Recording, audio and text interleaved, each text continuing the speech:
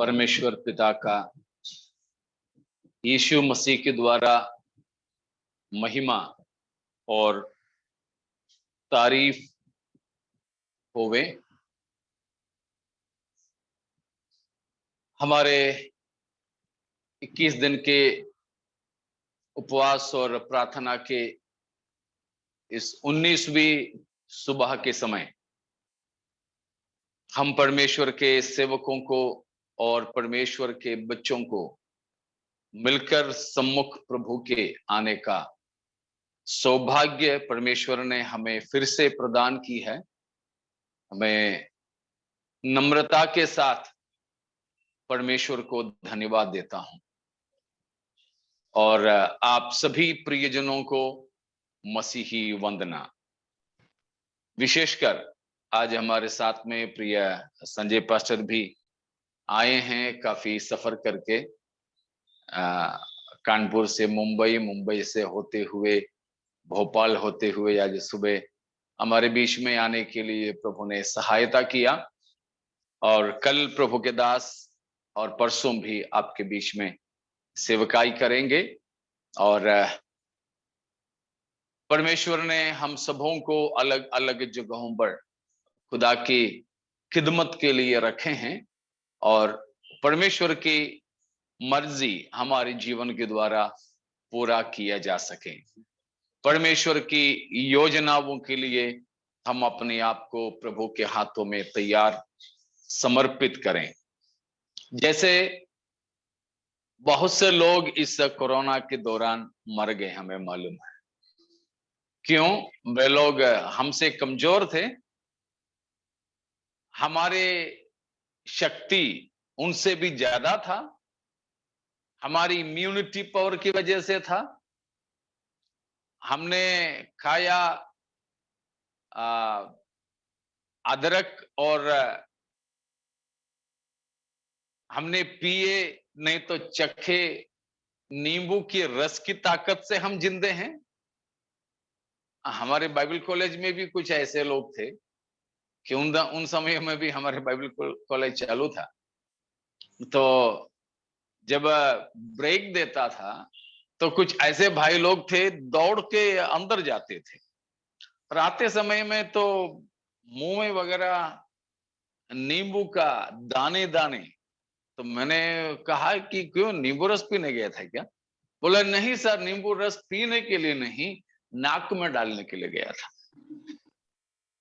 तो थोड़ा सा ब्रेक मिलते थे तो नींबू का रस नाक में खींच लेते थे कि सुनता था कि वो ऐसे करोगे तो कोरोना से बच जाओगे। तो क्यों हमने नाक में डाला, नहीं तो गले में गर्दन में रखे नींबू रस की चलते, नहीं तो अदरक की रस की चलते हम जिंदे नहीं हैं। और जो हमसे कूच कर चले गए वे हमसे ज्यादा पापी थे? नहीं। तो हम उनसे ज्यादा धर्मी भी नहीं और हम उनसे ज्यादा ताकतवर भी नहीं, हम अभी भी जीवित है, फिर एक मकसद के लिए हैं। उसको मैं ऐसे बताना चाहूंगा कि अब हम जीवित पाए जाते हैं तो मतलब है कि परमेश्वर हम पर कार्य करना बंद नहीं किया है। हम पर परमेश्वर के कार्य अभी भी जारी है, उसे हमें सिद्ध करना है। परमेश्वर को हमारे जीवन में और भी कार्य करने के लिए बाकी है, बाकी है। कभी जब टीचर मांगते हैं हमारी परीक्षा की पेपर, हम लिख रहे हैं तो हम देते नहीं, बोलते हैं कि थोड़ा सा और बाकी है, थोड़ा सा और बाकी है। मम्मी से खाना मांगते हैं तो मम्मी बोलती हैं कि रुक जा, काम पूरा नहीं हुआ, शायद थोड़ा तड़का और मारना, शायद थोड़ा सा और गर्म करना हो, तो काम अभी पूरा नहीं हुआ। तो हम जीवित है तो उसका मतलब है कि परमेश्वर अभी भी हमारे जीवन में कार्य कर रहे हैं। तो हम अपने आप को समर्पित करें कि परमेश्वर की कार्य हमारे जीवन में सिद्ध हो जाएं। याद रखें दो बात, एक है परमेश्वर हम में जो कार्य कर रहा है वो अभी तक पूरा नहीं हुआ, दूसरा हमारे द्वारा जो परमेश्वर करना चाहते हैं वो भी अभी तक पूरा नहीं हुआ। ये दो बातों को याद रखें। समझ में आया ना? परमेश्वर का कार्य हम में अभी पूरा होना बाकी है और हमारे द्वारा भी जो परमेश्वर करना चाहते हैं वह बाकी है।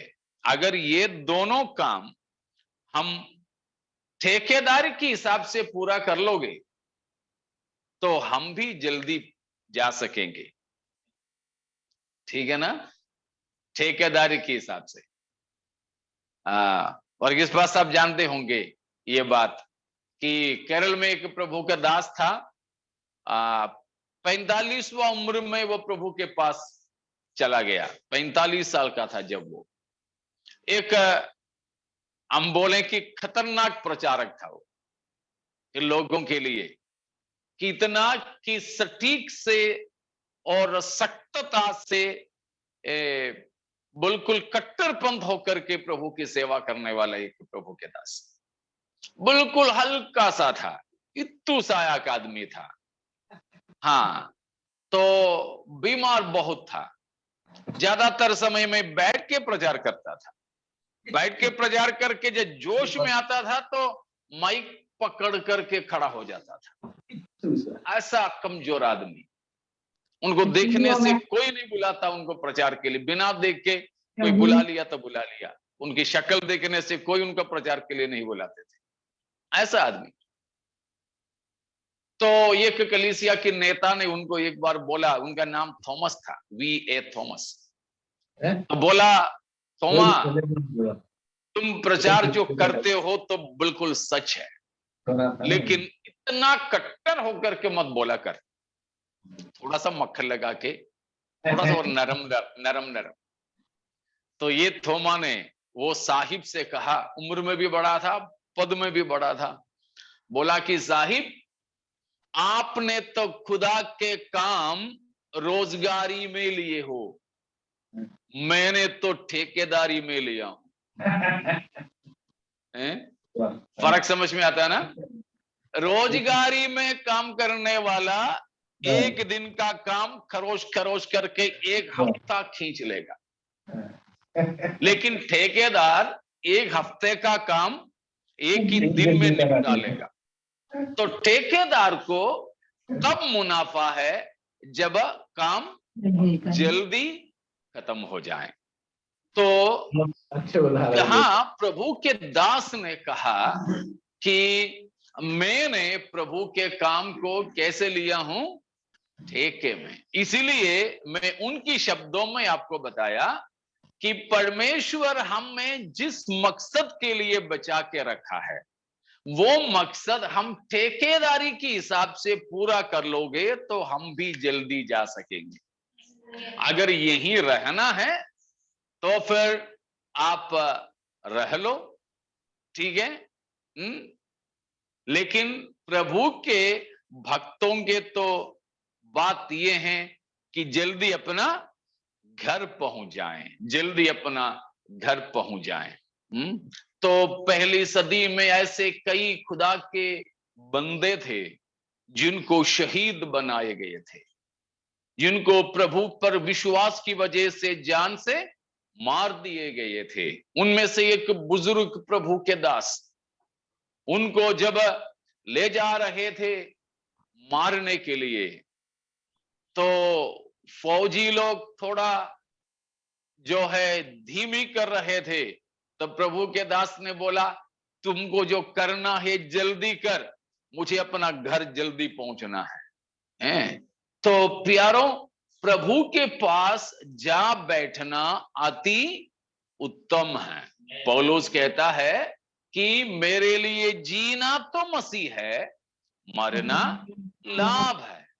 और मैं चाहूंगा, मेरी जीत तो चाहती है कि मैं कूच करके मसीह के पास जाकर बसूं।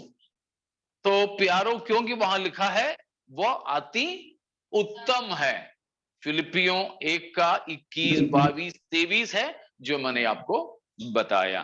ठीक है, तो फिलिपियों 1 का 21, 22, 23 वचन है जो मैंने बताया। आपने ले लिया तो पढ़ लीजिए, उसके बाद हम अपने विषय में चले जाएंगे। क्योंकि मेरे लिए जीवित रहना मसीह है और मर जाना लाभ है। हाँ, पर यदि शरीर में जीवित रहना ही मेरे काम के लिए लाभदायक है, हाँ, तो मैं नहीं जानता कि किसको चुनो।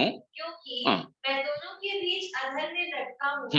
जी तो चाहता है कि कुछ करके मसीह के पास जा रहूं, क्योंकि यह बहुत ही अच्छा है। हाँ, क्योंकि वो बहुत ही अच्छा है, लेकिन परंतु शरीर में रहना तुम्हारे कारण और भी आवश्यक है। वही मैंने कहा, हमारे द्वारा जो करना चाहते हैं प्रभु, वो अभी तक पूरा नहीं हुआ। इसीलिए पौलुस चाह रहा है कि मैं शरीर में जीवित रहना तुम्हारे कारण अति आवश्यक है। आगे पढ़ो बेटा। इसलिए कि मुझे इसका भरोसा है, अतः मैं जानता हूँ कि मैं जीवित रहूंगा, वरन तुम सबके साथ रहूंगा, जिससे तुम विश्वास में दृढ़ होते जाओ और उसमें आनंदित रहो। हाँ, तो मैं क्यों जीवित रहूं? तुम विश्वास में दृढ़ बनते जाने के लिए, मतलब दूसरों के आत्मिक उन्नति के लिए हमको प्रभु जीवित रखा हुआ है। दूसरों के आत्मिक बढ़ोतरी के लिए हमको प्रभु जीवित रखा हुआ है। तो ये दोनों मकसदों को हम ठेकेदारी के हिसाब से पूरा करें तो बहुत ही अच्छी चीज क्या है? बहुत ही अच्छा, प्रभु के पास कूच करके जा रहना, तो वो बहुत ही अच्छा हम प्राप्त करेंगे। उसके लिए परमेश्वर हमारे जीवनों में मदद करें। यह बोलता हुआ वो मैं समाप्त करके हमारे विषय में प्रवेश करने के लिए चाहेंगे। तो हम पिछले 2 दिन से मनन कर रहे थे। आज उन मननों के आखिरी दिन है। आज शाम को भी हम उस बात को मनन करेंगे, यदि प्रभु के आगमन में आज भी देरी हो तो ये दोनों सत्रों में, आज सुबह और आज शाम का सत्रों में, उस विषय जहां तक हो सके वहां तक आपके सामने बांटने के लिए मैं चाहूंगा। विषय खत्म तो नहीं होगा, लेकिन मैं जहां तक हो सके वहां तक आपके साथ बांटूंगा। हम मनन कर रहे थे किसके बारे में? किसके बारे में?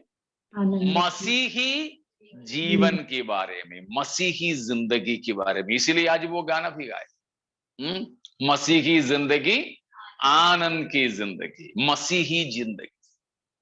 तो उसमें सबसे पहली बात, एक वक्तव्य हमने देखा कि मसीही जीवन एक धर्म नहीं है, परंतु वह एक नातेदारी, रिश्तेदारी है, रिश्ता है।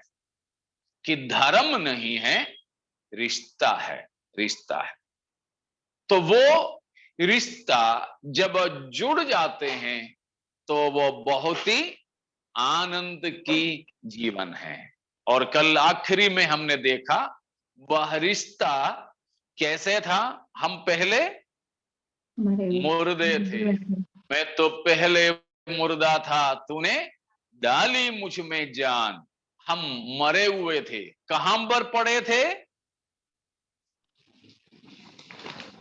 जैसे हम पीने वाली चाय में मक्खी कभी कभी आकर के डुबकी लगाती है, तो चाय पी के वो मर जाते हैं, है ना?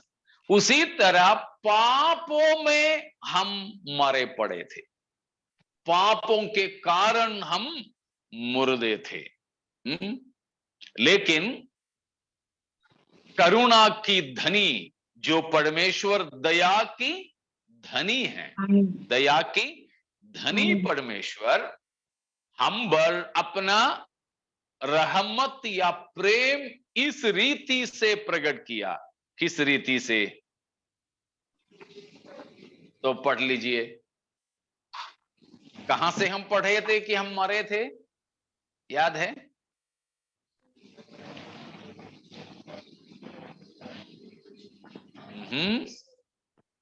दो का एक, इफिसियों 4 का 17 18 दूसरा हम पढ़े थे। मृत्यु का परिभाषा देखे थे हम वहां पर। इफिसियों 2 का 1 में हम पढ़े थे कि हम मरे थे। और अब चौथा पद को पढ़िए। परंतु परमेश्वर ने जो दया का धनी है, परमेश्वर जो दया का धनी है, उस बड़े प्रेम के कारण जिससे उसने हमसे प्रेम किया, जब हम अपराधों के कारण मरे हुए थे, हमें मसीह के साथ जिलाया। वही हमने कल शाम को देखा, हम मरे थे लेकिन परमेश्वर ने हमको जिलाया, हमको जिलाया। हम जिंदे नहीं परंतु हम जिलाए गए हैं। हम मुर्दे थे, हम जिंदे नहीं हैं परंतु हम जिलाए गए हैं। हम जिलाए गए हैं, ठीक है, हम जिलाए गए। कैसे जिलाए गए? हमने देखा कि यीशु मसीह के द्वारा हमको जीवन की सोता परमेश्वर से मिलाया, मेल मिलाप कराया। तो जीवन की सोता परमेश्वर से मिलने के कारण परमेश्वर की जीवन हमारे ओर बहने लगा, हमारी ओर वो जीवन बहने लगा। ऐसे बहा बहुतायता से, हालेलुया, बहुतायता से। जब वो जीवन बहुतायता से बहता है कि उस बहाव के रास्ते पे जो भी रुकावट है, वो सब रुकावटों को वो क्या कर देता है? दूर कर देता है। जैसे अभी हम गाए थे, वैसे चाहे कष्ट की रुकावट आए, नष्ट की रुकावट आए, या फिर यूसुफ की तरह अपने लोग हमें अपना ना कहने की रुकावट आए, ठीक है, और इब्रानी जवानों की तरह आग की भट्टी की रुकावट आए, शेरों की मांद की रुकावट आए, कुछ भी ऐसे आए, इस परमेश्वर की जीवन की बहाव के सामने वो कुछ भी हमको रोक नहीं सकेंगे, क्योंकि इन तमाम रोकने वाली वस्तुओं को हटा देने की शक्ति रखने वाला जीवन है ये, जो परमेश्वर का जीवन जो हमारे अंदर व्यापन होता है। कल जैसे मैंने कहा कि हम एक गेहूं की दाना मिट्टी में डाल दो, गेहूं कितना ताकत रखता है, मगर उसकी अंगूर में इतनी ताकत है कि वो मिट्टी को पार करके निकल आती है। बस बात इतनी है, कुछ समय का, शायद एक दिन में फूट निकलेंगे, लेकिन नारियल का आप पौधा लगा लो, मेरे ख्याल से 1 साल से ज्यादा लगता है उसका फूट निकल आने में, क्योंकि उसके अंदर की जो पानी पूरा सूखने के बाद में उसके अंदर पहले कुछ पैदा होता है, फिर बाहर आता है, तो 1-2 साल लग जाते हैं। लेकिन चना के दाना तो गेहूं की दाना डाल दो तो 1-2 दिन में, नहीं तो 1 हफ्ता के अंदर बाहर आ जाएगा। मतलब उसके अंदर क्या है? जान है, उसके अंदर जान है। वो जान जब अंदर है तो मिट्टी भी उस जान को दबा नहीं रख सकते हैं, वो बाहर आ जाता है। वो जीवन है हमारे अंदर। वो जीवन के अगला बात हमने देखा, ये आनंद के अनुभव है।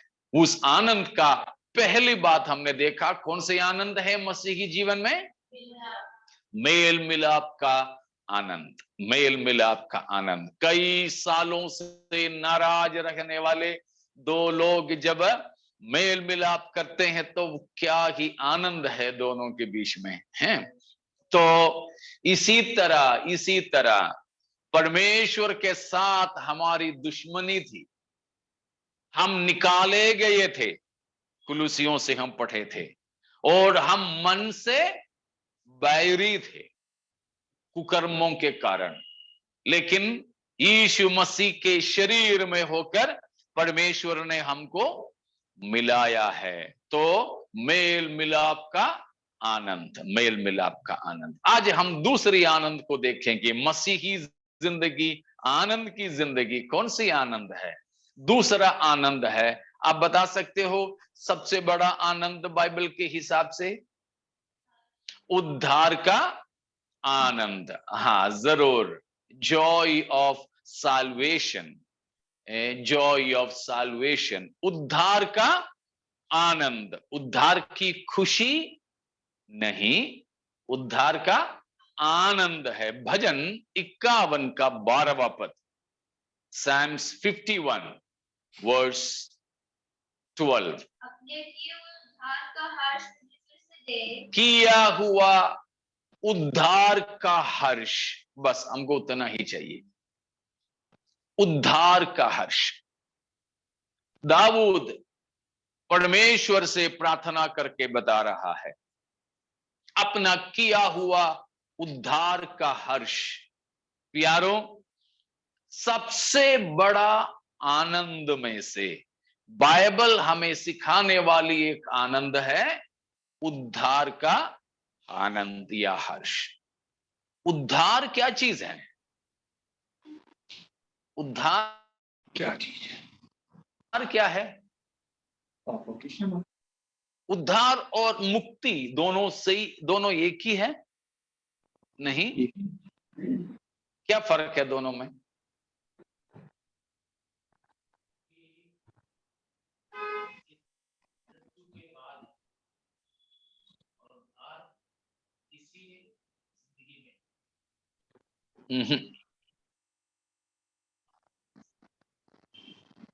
उसी उद्धार का 3 बात आप ही ने कल बताया था।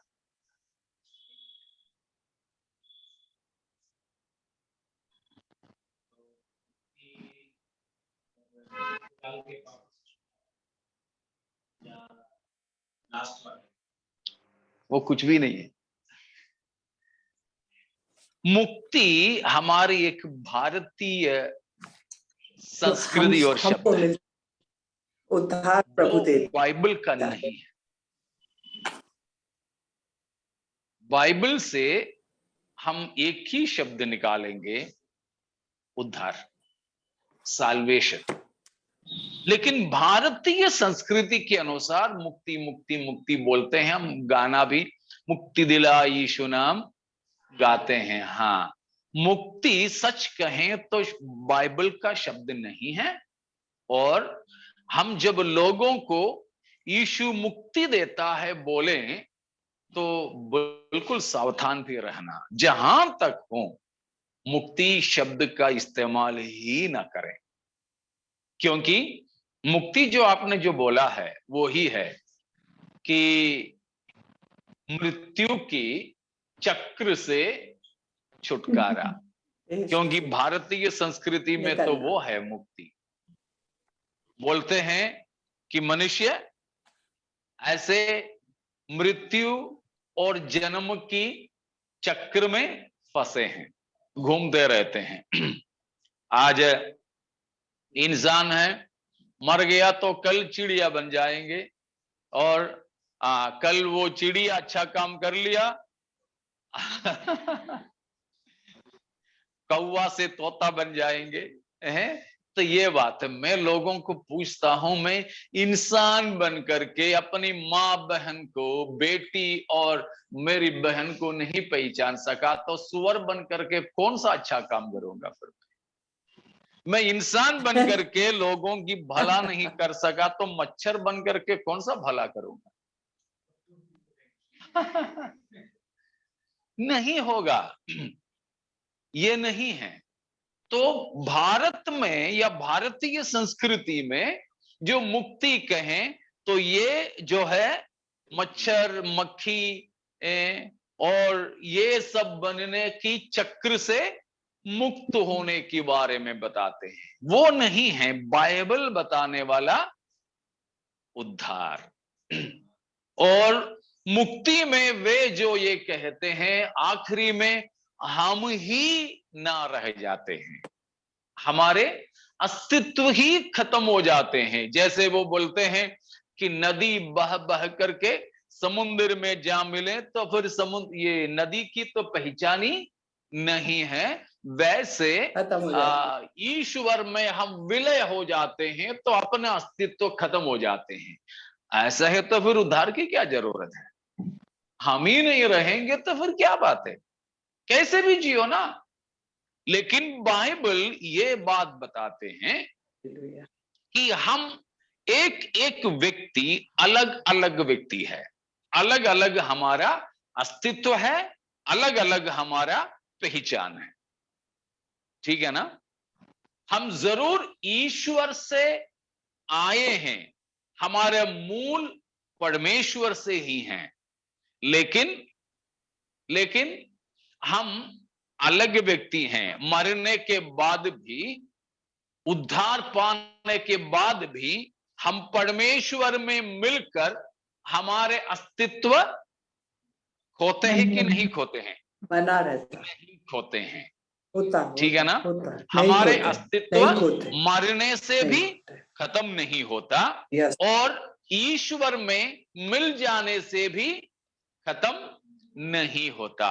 इसीलिए ये बात पर बिल्कुल ध्यान देना, जब हम हमारे देशवासियों से मुक्ति के बारे में बोले, उद्धार के बारे में बोले, वे यही समझेंगे कि हमारे जो है बर्थ डेथ साइकिल, जो जन्म और मृत्यु का चक्र है, पहिया है, उसमें से तो छूटना। वे लोग बोलेंगे ठीक है भाई, तुम तो 2 साल पहले छूटो, मैं 5 साल बाद में छूटूंगा, तुम जल्दी उतरो, मैं बाद में उतरूंगा। तुम पहले स्टॉप में उतर जाओ, मैं आखिरी में उतर जाऊंगा, चलो ना, हमको भी मिलेगा, तुम पहले ले लो, हम बाद में लेंगे। लेकिन उनको ये हमें समझाना है, उद्धार का मतलब वो नहीं है, परंतु ये है कि एक ही बार का है ये जीवन। ये जीवन में एक ही बार है मृत्यु, और मृत्यु के बाद ये भी बता दो क्या है? हाँ, मृत्यु के बाद न्याय का होना निश्चित है। इब्रानियों 9:28, इब्रानियों 9 का 27-28 पढ़ लीजिए। और जैसे मनुष्यों के लिए एक बार मरना, उसके बाद न्याय का होना नियुक्त है। बस फिलहाल उतना, एक बार मरना, उसके बाद न्याय का होना नियुक्त है। किसने नियुक्त किया है ये बात? परमेश्वर ने। उसमें कोई सत्ता पक्ष या विपक्ष झंडा लगाने से वो नियुक्ति रद्द नहीं किया जाएगा, ठीक है। वह नियुक्त है, अनादि से परमेश्वर ने नियुक्त करके रखा है, ठहराया गया बात है। एक बार मरना और उसके बाद न्याय का होना। कोई गारंटी है क्या इसका? ऑडियो ऑफ करो, म्यूट करो। गारंटी है प्रीति? क्या है न्याय का होना? गारंटी क्या है बता रहा?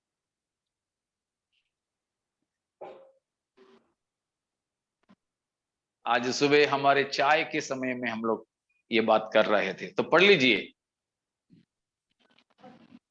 कहां से?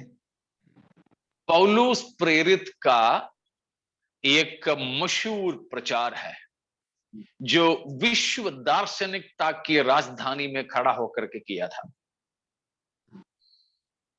बोलो बोलो बोलो। प्रेरितों के काम, अध्याय 17, उसकी 31वां पद है। 31, प्रेरितों के काम 17 का 31, एक्ट्स 17:31। हाँ, एक दिन ठहराया है, जिसमें वो उस मनुष्य के द्वारा धर्म से जगत का न्याय करेगा। करेगा जिसे उसने ठहराया है। हाँ, और उसे मरे हुए में से जिलाकर हाँ, यह बात सब पर प्रमाणित कर दिया है। न्याय का दिन, न्याय और न्यायी नहीं मिला। प्रेरितों के काम 17 अध्याय का 31वां वचन, 31 है। तो नहीं मिला तो पेज नंबर बता के देना उनको। तो हाँ, मिल गया ना? नहीं मिला?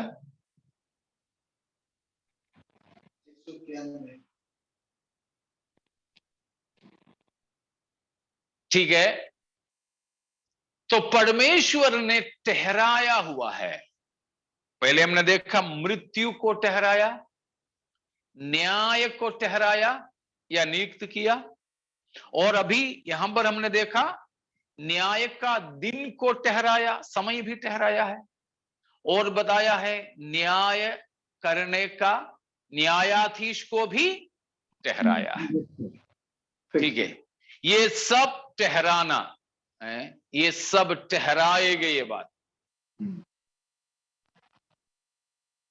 इन सारे नियुक्तियों के लिए प्रमाण क्या है, गारंटी क्या है, प्रूफ क्या है, सबूत क्या है, पक्कीकरण क्या है? क्या है? न्याय करने वाले को मरे हुओं में से जिला दिया है। मतलब यीशु मसीह की मृत्यु और जी उठना इन सब ठहराए गए बातों का प्रमाण है। Praise the Lord. इसीलिए ना मुझे यीशु मसीह की जी उठने से डर लगता है। एक तरफ में मुझे आनंद है कि मेरा प्रभु मुर्दों में से जिंदा हुआ है, वो मुझे आनंद है। लेकिन दूसरा पहलू में मुझे डर लगता है। वो जी उठा है तो कौन बन गया है? न्यायी बन गया है।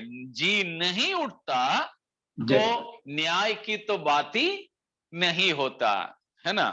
हम स्कूल में जाते हैं, परीक्षा है, नहीं तो होमवर्क पूछेंगे, पढ़ाई नहीं किया है, होमवर्क नहीं किया है, डर है, डर है। लेकिन हम देखेंगे वो टीचर आया कि नहीं, आया कि नहीं, आया कि नहीं। उनका गाड़ी नहीं दिखा तो हम खुश हो जाते हैं। उनकी गाड़ी की आवाज आ जाए तो घबराहट शुरू, है ना। तो इसी तरह सब ठहराया है, न्याय पक्का कर दिया है, मगर न्यायी ही नहीं है तो फिर काय का न्याय है। लेकिन ये परमेश्वर ने सिद्ध कर दिया है, देखो न्यायाधीश जिंदा कर दिया गया है, वो किसी भी वक्त आ सकता है। इसीलिए वो अभी टलने का नहीं है, ये पक्का हुआ है। तो ये हमें लोगों को समझाना चाहिए उद्धार की सिलसिले में। क्या है? उद्धार केवल मृत्यु और जन्म की उस चक्र से छूटना नहीं, ऐसा कुछ होता नहीं, परंतु मरने के बाद पाप की दंड से छुटकारा पाने की बात है। क्या चीज? उद्धार। क्या है उद्धार? हाँ, पाप की दंड से और परमेश्वर की क्रोध से छुटकारा पाना। पाप की दंड से और परमेश्वर की क्रोध से छुटकारा पाना, उसका कम से कम 4 पहलू है। 3 तो कल प्रभु के दास ने हमको बताया था, आपको याद होंगे शायद। वो उद्धार का 4 पहलू। पहला पहलू है पाप की दंड से छुटकारा प्राप्त करना। पाप की दंड से छुटकारा, deliverance from the punishments of since.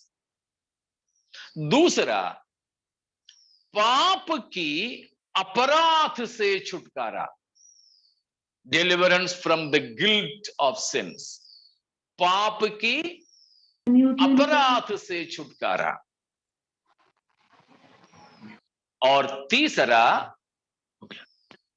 Deliverance from the power of since, पाप की शक्ति से छुटकारा या पाप की प्रभाव से छुटकारा।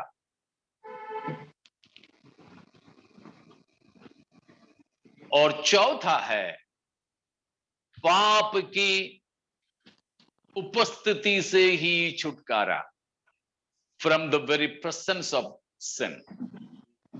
तो ये चार पहलू वाला छुटकारा या आजादी को क्या कहते हैं?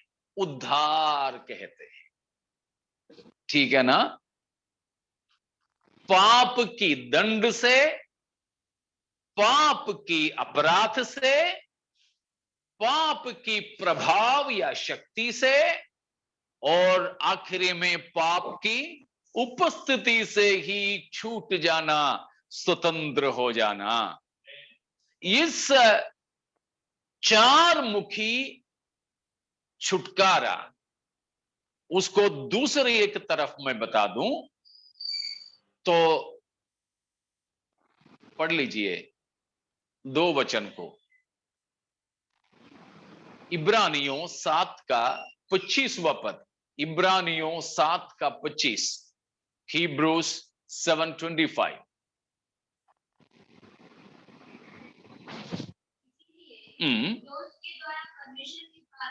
यीशु मसीह के द्वारा परमेश्वर के पास आते हैं,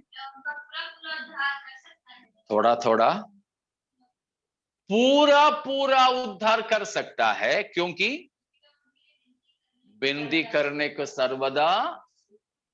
तो कैसे, कितना उद्धार?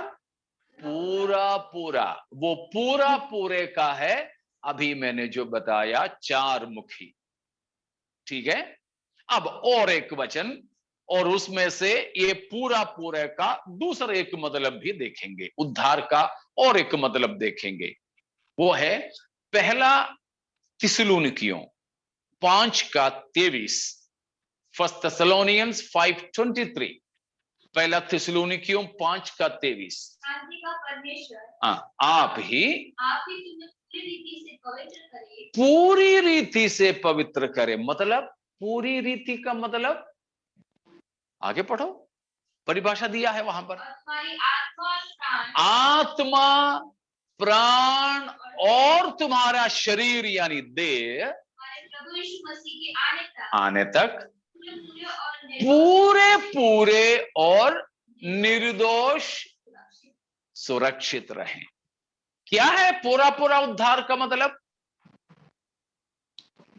पहला पहलू हमने देखा, पाप की दंड से, अपराध से, शक्ति से और उपस्थिति से हमको मिलने वाला छुटकारा कौन दे सकता है? यीशु मसीह दे सकता है। अब उसका दूसरा मतलब है, पौलुस ने हम पर बताया, हमारी आत्मा और हमारे प्राण और हमारे शरीर या देह पूरा पूरा और निष्कलंक होकर यीशु मसीह की आने के समय परमेश्वर के सामने दाखिल होना। मतलब हमको क्या केवल आत्मा का ही उद्धार काफी है? नहीं। प्राण का ही उद्धार काफी है? नहीं। फिर किसका भी जरूरी है? शरीर का भी छुटकारा हमको चाहिए। मिला है वो? मिला है? नहीं मिला है? मिला है? अक्सर को मिली?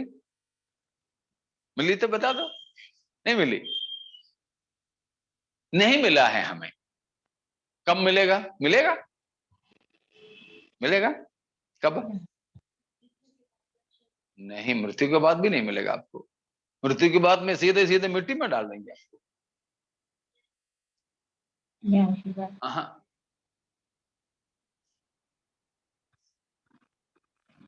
वो हमें कब मिलेगा जी? मृत्यु के बाद में। वो निर्दोष कब की बात है ये? उसी पद में लिखा है ना, 5:23 में ही लिखा है वो, मसीह का आने के समय में मिलेगा वो। तुरंत अभी मरोगे तो नहीं मिलेगा। हाँ, अभी मरेंगे तो हमने देखा है ना, मरने वालों का शरीर कहां ले जाते हैं। हाँ, चाहे जला दो, गाड़ दो, कुछ भी कर लो। तो इसी मिट्टी में मिल रहा है, मरने के बाद में हमें नहीं मिलेगा। फिर वो मिलेगा कब? प्रभु के आगमन के समय में। इसीलिए हम लोग अभी तो गाये थे ना, तुरही का सुनने का वक्त अब आ गया, अपने प्रभु को शीघ्र ही देखेंगे। फिर पूछते हैं कब तो आएगा, कितनी देर करेगा, इंतजार है मुझको। सच गाए क्या? सच गाए। मैं पिछले दिनों में एक A.W. टोजर नाम का एक लेखक है, एक अंग्रेज लेखक है, बहुत अच्छा किताबें हैं उनकी। A.W. टोजर, कुछ किताबें अनुवाद भी किए गए हैं, बाकी सब अंग्रेजी में हैं। तो उन्होंने कहा हुआ एक बात है कि हम मसीही होने की नाते, as Christians we may not talk lies, we may not speak lies, but often we go to churches on Sundays and sing lies. हम मसीही होने की वजह से शायद झूठ बोलते नहीं होंगे, लेकिन हर संडे चर्च में तो जाते हैं और झूठ बड़ा अच्छे से गाते हैं। ऐसे गाया हुआ एक झूठ है अभी जो गाया है, कब तू आएगा, कितने देर करेगा, इंतजार है मुझको तेरा ही। आप लोगों ने शायद और कुछ गाया है, तेरा प्रभु जी, उसमें यह है तेरा ही यीशु जी। हाँ, तेरा ही यीशु जी या प्रभु जी, जो भी हो। सच गाए क्या? केवल प्रभु के ही इंतजार में हैं हम? नहीं, ऐसे गाए, है ना। चाहे नष्ट आए, चाहे कष्ट आए,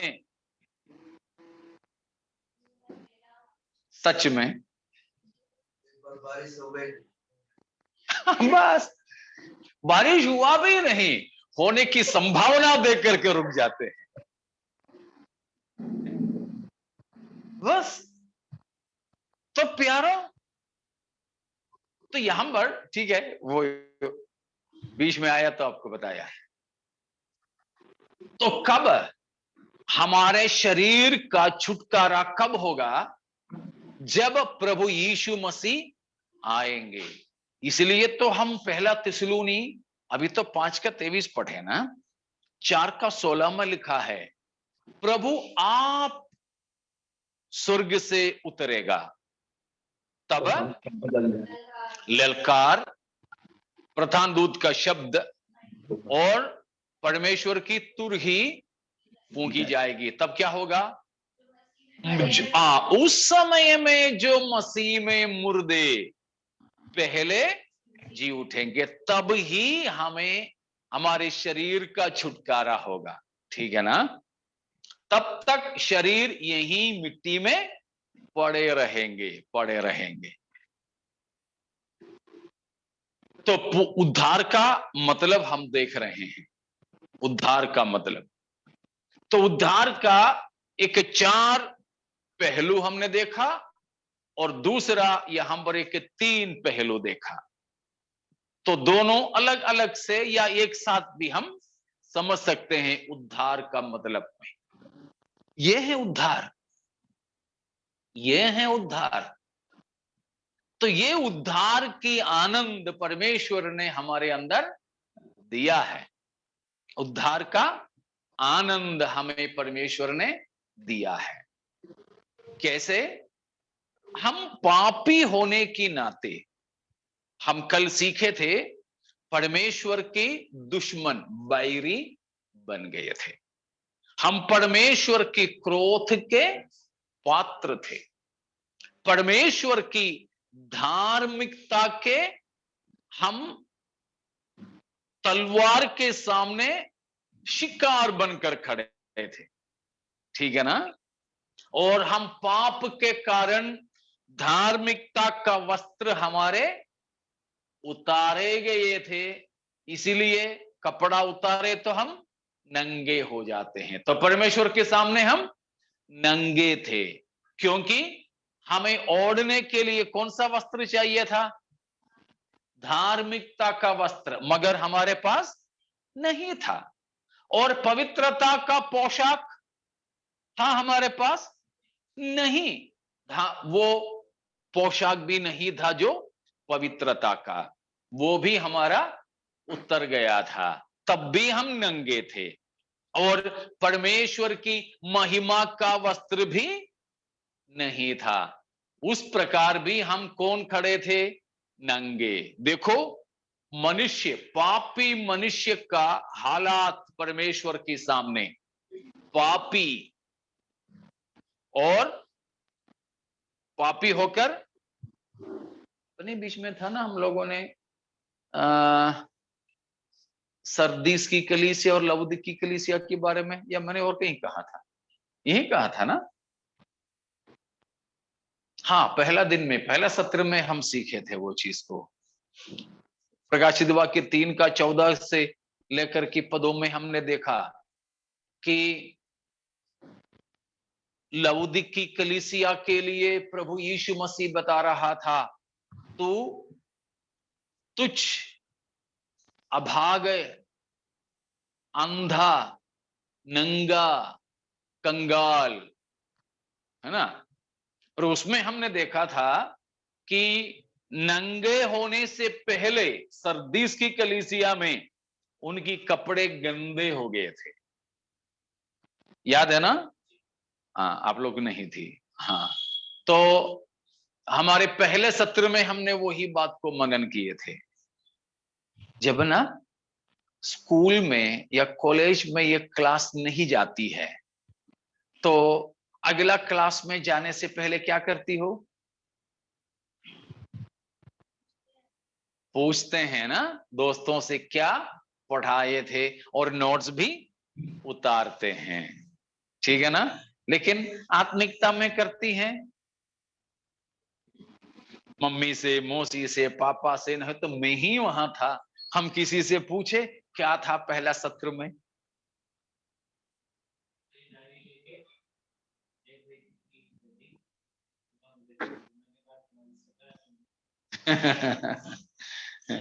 ये चाहिए सीखना। तो उस दिन हम मनन किए थे कि लवोदिकी कलीसिया यीशु मसीह के सामने नंगी खड़ी थी, लेकिन नंगी होने से पहले, कलीसिया स्त्री है इसलिए मैं स्त्रीलिंग इस्तेमाल कर रहा हूं, ठीक है?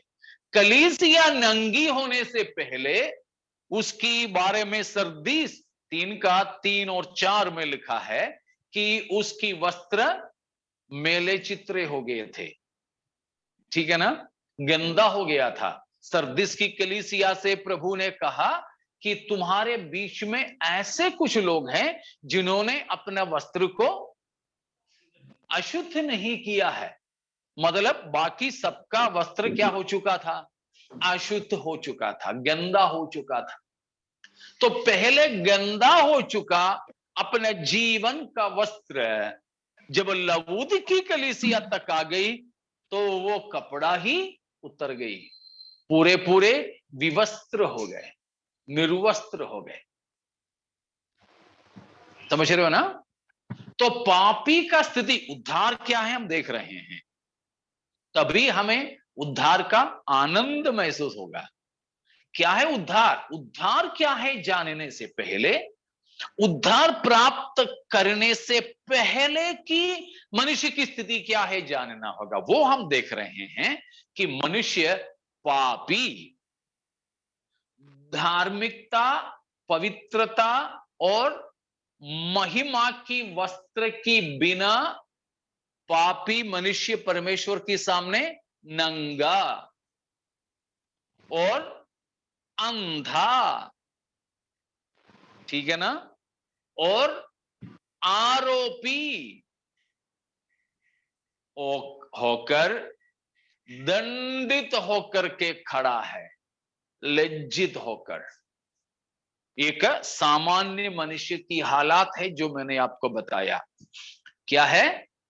पापी मनुष्य नंगा होकर, फिर अंधा होकर, फिर आरोपी होकर, फिर दंड के पात्र होकर, शर्मिंदा होकर परमेश्वर के सामने खड़ा है।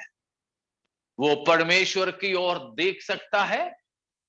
नहीं, परमेश्वर की ओर वह देख नहीं सकता है। और परमेश्वर के सामने हमारा कोई डिफेंस है? हम परमेश्वर के सामने कोई बचावी बात रख सकते हैं? कुछ नहीं है, ठीक है ना? We stand condemned without any defence. परमेश्वर के सामने एक पापी मनुष्य बचाव के लिए कुछ भी कहने को ना होकर दंडित होकर के खड़ा है। क्या है उसको मिलने वाला दंड? 24 कोड़े, 39 कोड़े। फिर क्या है उसको मिलने वाला दंड? पापी मनुष्य को क्या दंड मिलेगा? आनंद मृत्यु। डेथ। आनंद मृत्यु का मतलब अलगाव। अनंत काल तक के लिए परमेश्वर से अलग होकर, कभी न बुझने वाली आग में और कभी न मरने वाले कीड़ों में तड़पते रहने की स्थिति, तड़पते रहने की स्थिति। मुझे याद है इन सब का विवरण मैं एक बार किया था पासाब के वहां की कन्वेंशन के समय में। उस समय शायद आप लोग पता नहीं, बच्चे लोग भी तो छोटी छोटी रही होगी ना, 4-5 साल से ज्यादा हो गया शायद, ऐसे कुछ है। तो तब मैंने ये बातें, इन बातों का विवरण किया था जी। 8 साल हो गया। तो कभी ना बुझने वाली आग, और वहां की कीड़े कभी नहीं मरते। और कुछ लोग सोचते हैं नरक में कोई बात नहीं यार, ये सारे स्टार्स है ना, सितारे सब, सेलिब्रिटी सब कहां मिलेंगे? वही मिलेंगे। वैसे भी तो हमको यहाँ किसी को देखने को नहीं मिलता है, तो वहां सब मिलेंगे। इसीलिए तो कुछ लोग ऐसे बोले हैं, इसलिए मैं बता रहा हूं। हाँ, कुछ लोग बोले ऐसे कि इसीलिए तुम तो स्वर्ग में थोड़े लोग होंगे यार, हम तो ज्यादातर लोग नरक में होंगे, और ये सारे बड़े बड़े लोग भी सब वहीं आएंगे, तो हम मजा करेंगे। हाँ, लेकिन लोग ये नहीं जानते हैं कि नरक में जरूर है, बहुत से लोग होंगे, धनवान होंगे, खूबसूरत लोग होंगे, सितारे होंगे, सब है, मगर एक दूसरे से मिल नहीं सकेंगे, देख नहीं सकेंगे। क्यों? वहां पर घोर अंधकार से भरा जगह है। अरे आग जल रहा तो अंधकार? हाँ, आग जल रहा है, लेकिन वो है नरक की अंधेरे का विशेषता। आपको मालूम होंगे मिस्र देश में मूसा के समय में 10 विपत्ति भेजा था परमेश्वर ने। उसमें से एक विपत्ति था अंधियारा। कैसा अंधियारा था? छूने वाला अंधियारा, छूने वाला। 3 का निर्गमन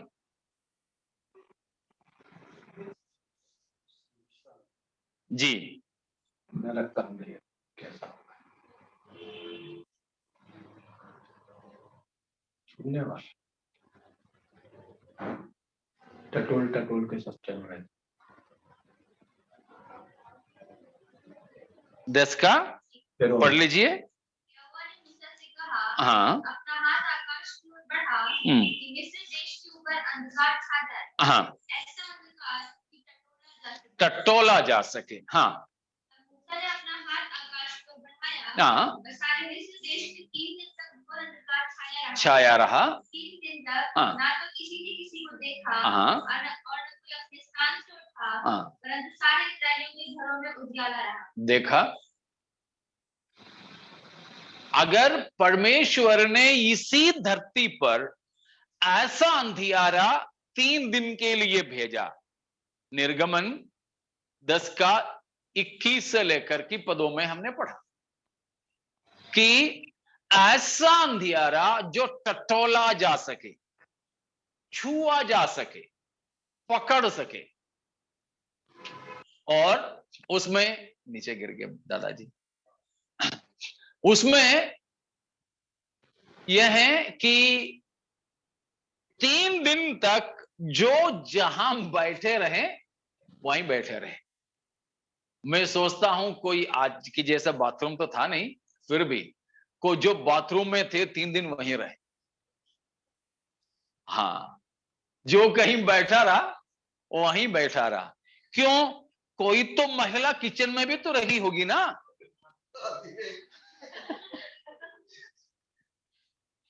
शायद चूल्हा भी जल रही होगी, मगर वो चूल्हा की जलने से भी अंधियारा। अगर ऐसे हैं तो नरक की आग, वहां पर ना बुझने वाली आग जलती रहे तो भी किसी को आपस में देखने को नहीं मिलेगा। तो अंधियारा की जंजीर से परमेश्वर नरकवासियों को बांध के रखेंगे। जैसे मैंने कल बोला था, ये क्वारंटाइन में एक कमरा पूरा शायद 10 बाई 15 का, 10 बाई 10 का एक कमरा पूरा, टीवी, इंटरनेट, मोबाइल फोन, खाने पीने की सारी सामान के साथ में दे दिया। फिर भी लोग उसके अंदर नहीं रह सके।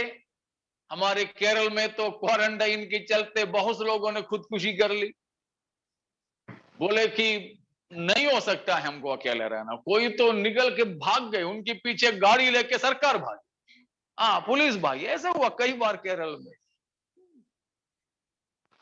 इतना हंगामा हुआ। तो सारी रोशनी, बिजली, कुछ लोगों को तो एसी की कमरा दिया गया था, 24 घंटे बिजली, खाने पीने के लिए फल फ्रूट, ड्राई फ्रूट सब है, कोई कमी नहीं है।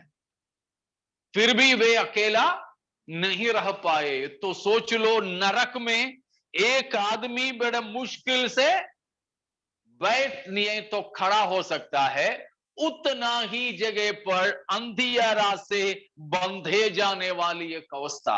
सोच लो, उसी के मैं और आप शिकार थे। परमेश्वर से हमेशा के लिए दूर, परमेश्वर के लिए हमेशा के लिए दूर, समझ रहे हो ना। तो एक और वचन पढ़ लो, संजय पास्टर ने जो बोला है, दूसरा थिस्सलुनीकियों 1:9, दूसरा थिस्सलुनीकियों 1 अध्याय का 9वां पद। जो प्रभु यीशु के सुसमाचार पर विश्वास नहीं करेंगे, वे प्रभु की सामने से और उसकी शक्ति के तेज से, परमेश्वर की शक्ति की तेज से दूर होकर अनंत विनाश का दंड पाएंगे। अनंत विनाश का दंड। तो वहां कौन नहीं होगा? परमेश्वर नहीं रहेगा। परमेश्वर से दूर होकर, परमेश्वर की शक्ति की तेज से दूर या अलग होकर अनंत विनाश का दंड वे पाएंगे। इस अवस्था में थे मैं और आप, समझ रहे हो ना? हम ये दंड के पात्र थे और परमेश्वर का क्रोध एक गंधक की अग्नि की धारा बनकर उसे जलाते रहते हैं। समझ में आ रहा हो ना? परमेश्वर की क्रोध उंडेला जाता है। परमेश्वर का शास उस नरक को जलाते रहते हैं। तो वो परमेश्वर की क्रोध के पात्र बनकर, दंड के पात्र बनकर, नंगे होकर, अंधे होकर, शर्मिंदे होकर परमेश्वर के सामने खड़े होने की हालात थे मेरे और आपके पापों के कारण। लेकिन उन सारे स्थिति से परमेश्वर हमको क्या दिलाता है? छुटकारा दिलाता है। वो भी कैसे? सेंतमेंत में, फ्री में। हालेलुया। हमको परमेश्वर ये सारे दंड की स्थिति से क्या करते हैं? रिहा करते हैं, छुटकारा दिलाते हैं। इस छुटकारा कुल मिलाकर क्या कहलाता है? उद्धार कहलाता है। Praise the Lord.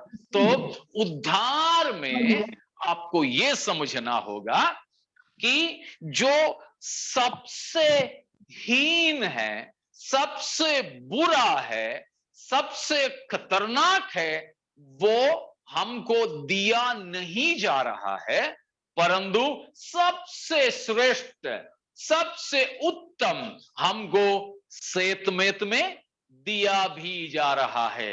ये दोनों जब मिल जाते हैं तो क्या हो जाता है? उद्धार। समझ में आया? शायद नहीं आया। हाँ या ना? नहीं तो ना बोलो, दोबारा बोल दूंगा। जी, उद्धार में दो पहलू क्या क्या है? हम किसके लिए योग्य थे? ये तो हम है, मान लीजिए ये हम हैं। हम किसके लिए योग्य थे? हमेशा के लिए परमेश्वर से अलग होकर अनंत विनाश का दंड के योग्य थे। कहां पर? नरक में, जहां की आग नहीं बुझती, जहां की कीड़े नहीं मरते, जहां की पीड़ा कभी खत्म नहीं होते, कभी वहां से छुट्टी नहीं है, जमानत नहीं। यहां तो कहीं पर भी जब बंद हो, जमानत मिल सकता है, बाहर आ सकते हैं, लेकिन इसमें से नो बेल, ठीक है ना? जमानत नहीं है, जमानत नहीं है। ऐसा दंड के मैं और आप योग्य थे। उद्धार का पहला पहलू, ये सबसे बुरी चीज, ये जो सबसे बुरी और खतरनाक दंड हमारा क्या कर दिया जाता है? रद्द किया जाता है। उद्धार का दो पहलू, उसमें पहला पहलू है यह दंड रूपी सबसे खतरनाक, सबसे बुरी, सबसे दर्दला ये जो दंड हमारा क्या हो जाता है? रद्द किया जाता है। उसमें से हमको रिहा मिल जाता है। इतना समझ में आ गए? नहीं तो क्या होना चाहिए था? दिन और रात ये जो आग की झील में हमें तड़पते रहना चाहिए था। उस अंधियारा में जो टटोला जा सकता है, जहां दूसरा किसी को देख भी जरा अंदाजा लगा लो आप। और किसी को देखने को ना देते, बात करने की तो बात दूर की। बहुत लोग ये भी सोच करके जाते हैं, हम लोग तो ट्रेन में जाते हैं ना, तो कई बार तो हम लोग दोनों भी सफर किए हैं बिना रिजर्वेशन के। अगर बिना रिजर्वेशन के जा रहे 2 लोग साथ में है तो थोड़ा सा हिम्मत है। हाँ, तो कम से कम एक को सामान के पास रख करके एक को सीट ढूंढने को भेज सकते हैं। तो हम अकेले अकेले जब जाते हैं तो कहीं सीट मिल गई बैठ जाते हैं, लेकिन जब कोई आते हैं तो सोने जैसे बैठ जाते हैं, ताकि उठाए नहीं, आंख बंद करके बैठ जाते हैं। अगर वो देख करके चला गया तो ठीक है, अगर आके बैठ गया तो हल्के से खोल के देखेंगे। हाँ, तो देखेंगे कि वो भी थोड़ा सा शर्मिंदा जैसा लग रहा है, तो पता चलेगा कि उसका भी कंफर्म टिकट नहीं है। फिर धीरे धीरे से बात करेंगे, जाना किधर हो, फलाना जगह, आपका सीट कौन सा है? नहीं, मेरा नहीं है। मेरा भी नहीं है। हाथ मिला लेते हैं, मुझे भी नहीं है आरक्षण, तुम्हें भी नहीं। हाँ ठीक है, फिर तो दोस्त बन जाते हैं। मैंने भी एक जमाने में ऐसा सोचा था कि नरक में जाएंगे तो ये मामला उधर भी चलेगा, लेकिन बाद में खुदा के कलाम से पता चला कि उधर किसी को देखने को तो नहीं मिलता है, और कोई हमारे दर्द सुनने के लिए तो वहां नहीं है, क्योंकि मेरे से भी ज्यादा रो रहा होगा वो, तो उसको कहां से फुर्सत है मेरा सुनने के लिए। हाँ, तो वहां कोई किसी का साथ नहीं दे सकेंगे। अकेला अकेला में 1 दिन 2 दिन नहीं, युग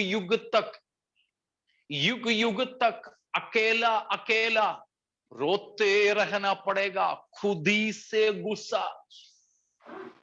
और जिन्होंने हमको पाप में खींच कर गए उनसे गुस्सा, ये सब गुस्सा गुस्सा में, इसलिए दांत पीसते रहेंगे और रोते रहेंगे। उस स्थिति था मेरे और आपके, लेकिन उद्धार का पहला पहलू में इस बड़े खतरनाक दंड से प्रभु ने हमको रिहा कर दिया। Hallelujah, hallelujah. ये है उद्धार का पहला पहलू। Praise the Lord. पिछले कुछ दिनों में हमने देखे हैं कुछ ऐसे लोगों को जिनको फांसी की सजा दिया गया था, तो अखबारों में आए थे। फांसी की सजा देने से अक्सर तो एकदम भोर भोर को ही फांसी देते हैं उनको, और रात को जल्दी खाना खिलाकर सुलाते हैं, सोएंगे। हाँ, आज जल्दी 8 बजे सो जाओ, सुबह उठना है मरने के लिए, सो जाओ, सो जाएंगे ना। फिर सुबह 4 बजे करीब उठाते हैं या 3 बजे कुछ उठाते हैं, नहाने धोने देते हैं, अच्छा कपड़ा पहना देते हैं, बोलते हैं कि जाके तुमको जो ईश्वर से प्रार्थना करना कर लो। फिर नाश्ता देते हैं, मरने से पहले नाश्ता भी देते हैं, उनकी पसंदीदा चीज। उस समय बोलेंगे कि मुझे आइसक्रीम चाहिए, मुझे वो चाहिए, ये चाहिए, मांगेंगे कुछ ना, वो ना सो पाएगा ना नहा पाएगा। उसको फिर बिल्कुल भोर भोर को ही फांसी के ऊपर खड़ा कर देंगे, काला कपड़ा पहना देंगे और फांसी भी गले में लटका देंगे। बस समय के इंतजार है। 30, 29, 28, 27 उल्टा गिनती है, 5, 4 तब तक है को दौड़ कर आता है, एक कागज पकड़ा देते हैं, उल्टा गिनती 4 तक गिन करके बंद कर दिया, 3 गिनने से पहले कागज आ गए, खोल करके जल्दी पढ़ा, राष्ट्रपति का चिट्ठी है कि ये आदमी को फांसी ना दिया जाए, उसको वहां से छुटकारा दिया जाए, तो ये आदमी की खुशी कितना ज्यादा होगा, है ना? क्या है? उसको फांसी की जो सजा से रिहा मिल गया, उससे भी उसकी फांसी तो बस 5 मिनट की बात होता, अगला 3, 2, 1 गिनना, खींचना, गिरना, मरना, बस कुल मिला के शायद 5 मिनट, उससे ज्यादा उसको दर्द दुख की बात नहीं था। लेकिन हमारा हालात 5 मिनट की थी नहीं, सनातन अनंत काल के लिए उस दंड भुगतना था। लेकिन उसमें से हमारे प्रभु यीशु मसीह की क्रूस की मृत्यु के द्वारा हमको घोषित कर दिया, हमारे दंड से हमको छुटकारा मिल गया, पाप की दंड से हमको प्रभु ने रिहा कर दिया। ये कितना ही आनंद की बात है। हालेलुया। हमारे अंदर प्रभु ने भरा हुआ मसीही जिंदगी की आनंद का दूसरा पहलू है उद्धार का आनंद, क्योंकि हमारे ऊपर छाया रहा अनंत काल की दंड अंबर से हटा दिया गया। हालेलुया। हटा है, उसका आनंद है, क्या पता। हाँ, होता तो ऐसे नहीं रहते हम। अगर वो आनंद हमारे अंदर होता ना तो हम ऐसे नहीं रहते। हम तो वो आप सोच लो, वो फांसी से निकाल करके साधारण जीवन जीने देने वाला वो मुजरिम का बाकी जिंदगी कैसा होगा? उछलता कूदता हुआ वो खुशियां मनाता रहेगा ना। हालेलुया। लेकिन इतना बड़ा दंड से छुटकारा मिले, हमारे जीवन कैसे है सोच लो। पचके हुए है ना? नहीं, अच्छे से फूले हैं कि पिचके हुए हैं? बताइए। आनंद से खिले हुए हैं या निराशा से बिल्कुल सूखे हुए हैं?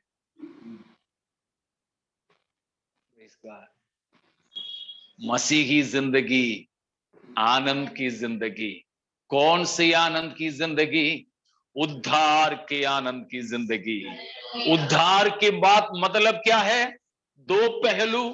उसमें पहला पहलू है, हमने देखा ये बड़े दंड से, इस बड़ी मृत्यु से हमको प्रभु ने बचा लिया, छुड़ा लिया। अब उद्धार केवल ये छुटकारा ही नहीं है, समझ रहे हो? 2 पहलू मैंने बोला। 2 पहलू में एक पहलू है ये मिलने वाला छुटकारा। कहां से? अनंत दंड से, ठीक। लेकिन वो छुटकारा ही देख करके हमको छोड़ दिया क्या? नहीं, उस उद्धार का एक दूसरा पहलू है। क्या है उद्धार का दूसरा पहलू?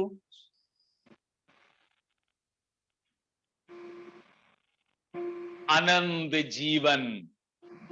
उद्धार का वो दूसरा पहलू क्या है? सर्वश्रेष्ठ हमको प्रभु ने सेतमेत में दे दिया। सबसे खतरनाक हमसे हटा दिया, बदले में सर्वश्रेष्ठ हमको फ्री में दान स्वरूप दे दिया। ये दोनों जब मिलाएंगे तभी क्या होगा? उद्धार होगा। उद्धार होगा। क्या मिला हमको? इतना बड़ा दंड से, मृत्यु से, सड़ाहट से, दुख से, अंधियारा से हमको बचा लिया, छुड़ा लिया।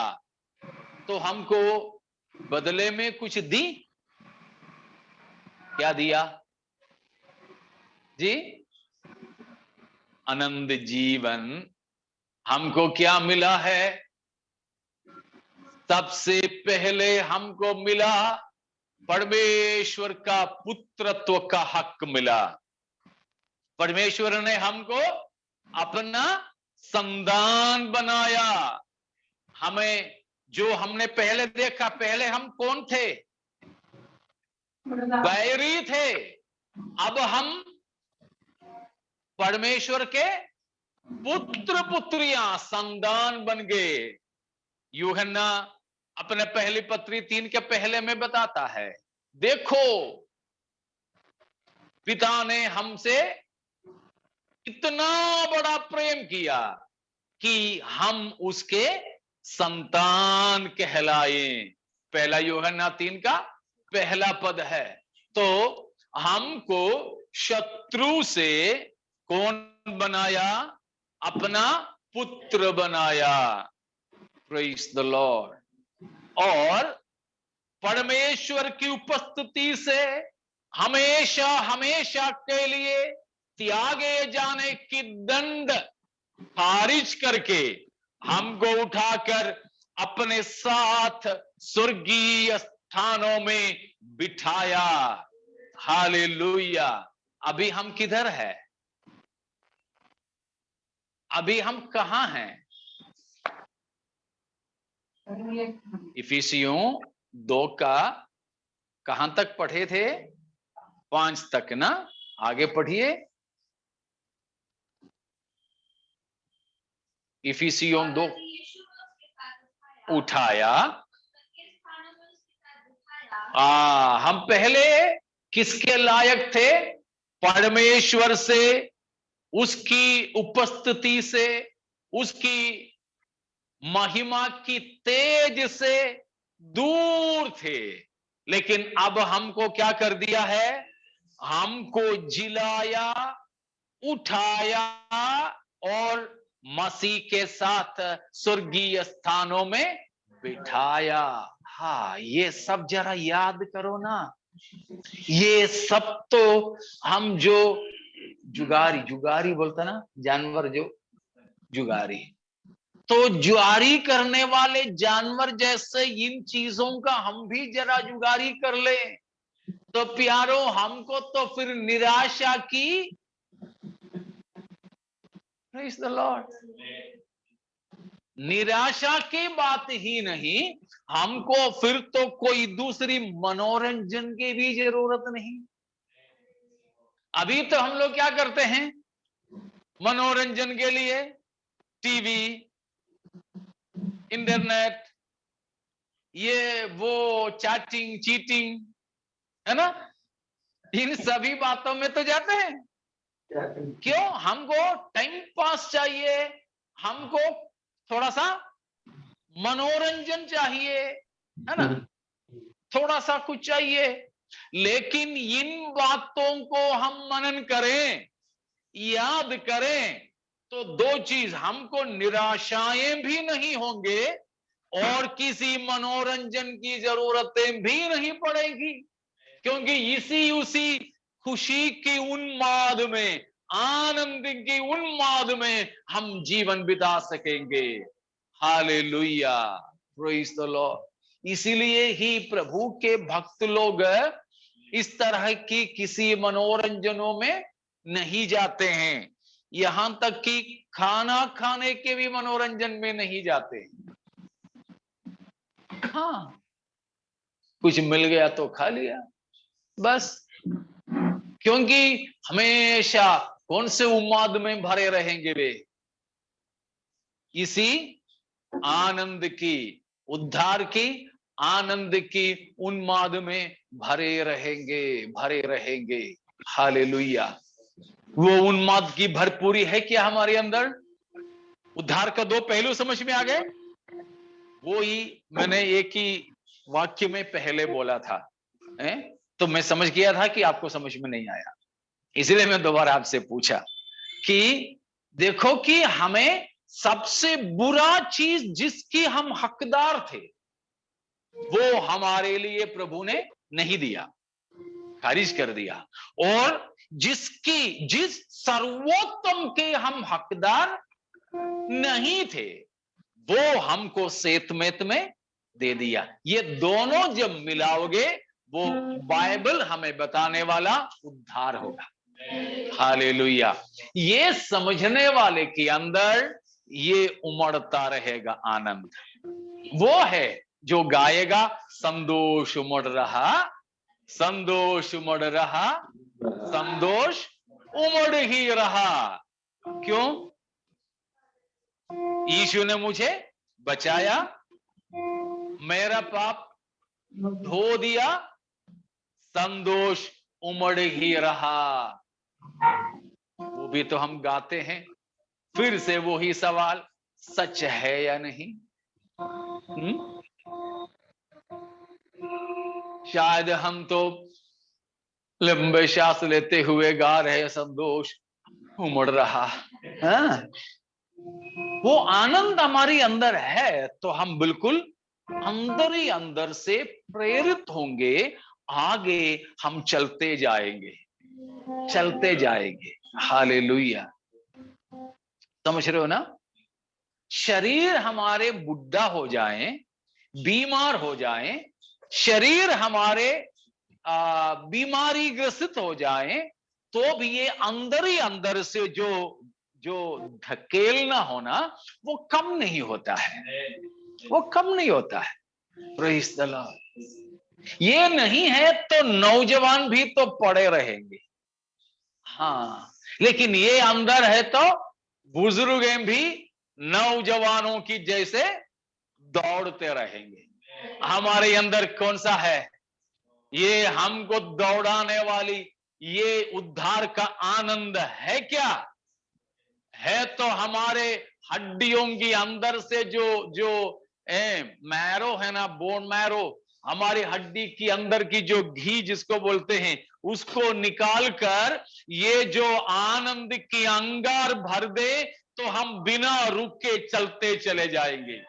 हालेलुया। हमें मालूम है पुरानी जो डीजल की गाड़ियां चालू होता तो नहीं वैसे सुबह सुबह, फिर कैसे भी चालू करने के बाद में गर्म होने छोड़ देते थे।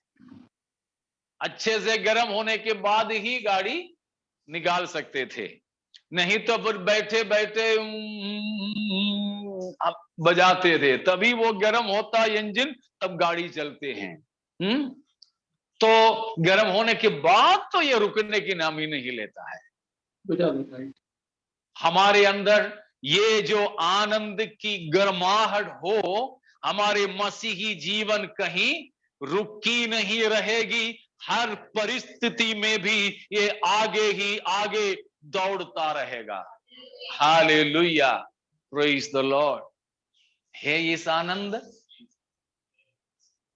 इस आनंद के लिए हमको जरूरी भी कुछ चीजें हैं। ये आनंद हमारे अंदर अगर होना है, we need assurance of salvation. हमें उद्धार का आनंद अगर चाहिए तो उद्धार का निश्चय होना जरूरी है। उद्धार का निश्चय होना, वो निश्चय नहीं था लोगों को, इसीलिए यूहन्ना ने लिख के उन्हें बताया, ये बात मैं तुम्हें इसीलिए लिखता हूं कि तुम जान लो कि अनंत जीवन तुम्हारा है। कई बार हमको ये निश्चय नहीं रहता है।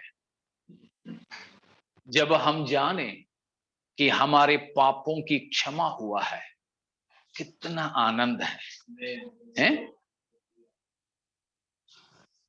Praise the Lord.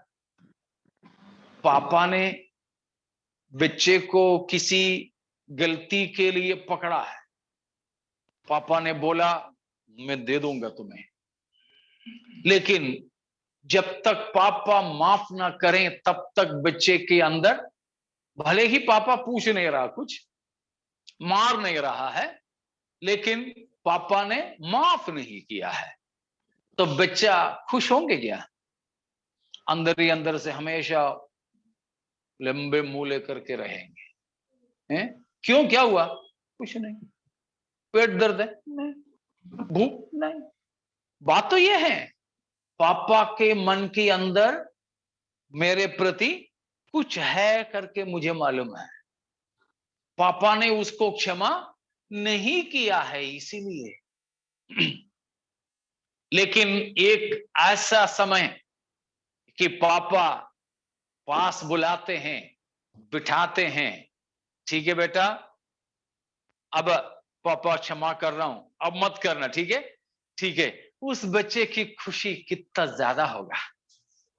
पाप क्षमा की आनंद वो है, पापों की क्षमा पाया दाऊद ने भजन 32 में जो कहा है, भजन 32 का पहला, भजन 32 का पहला। क्या ये धन्य है हाँ मैं जिसका अपराध क्षमा किया गया हाँ, और जिसका पाप ढापा गया। ढापा गया। आगे, क्या ये धन्य है वह मनुष्य हाँ जिसके धर्म का यहोवा लेखा न ले हाँ, और जिसकी आत्मा में कपट न हो। हालेलुया। पाप क्षमा का आनंद देखो कितना धन्यता है। आपको मालूम है धन्य का मतलब क्या है? धन्य सौभाग्य। अभी सौभाग्य का मतलब क्या? आनंद,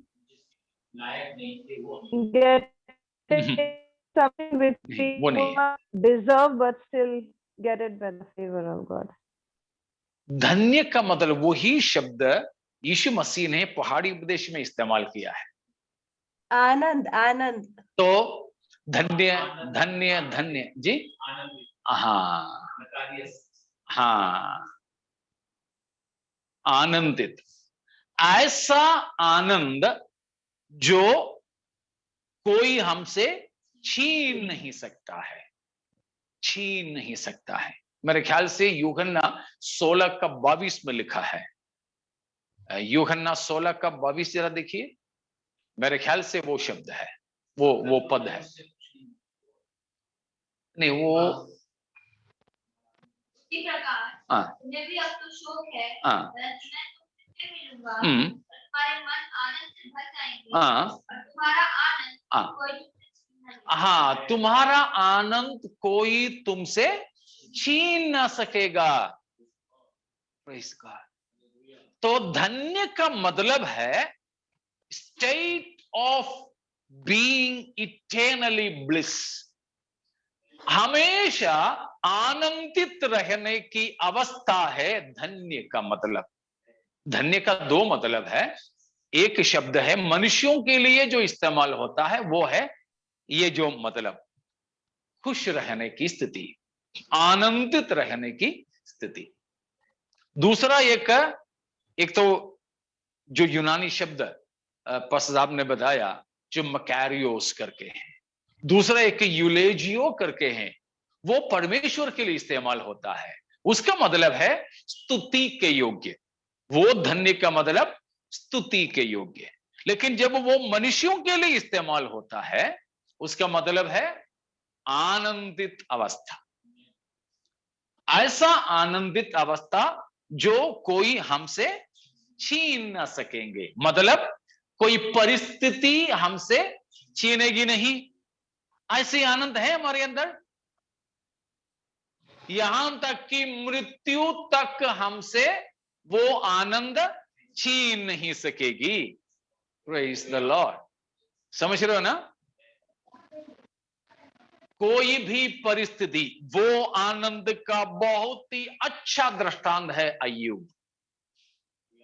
अय्यूब उसकी 11,500 जानवरों की संपत्ति क्षण भर में लुट गए, सैकड़ों उनकी दासियां भी लुट गए, उनके 10 बेटे बेटियां, उनकी परिवारें एकदम से मर गए।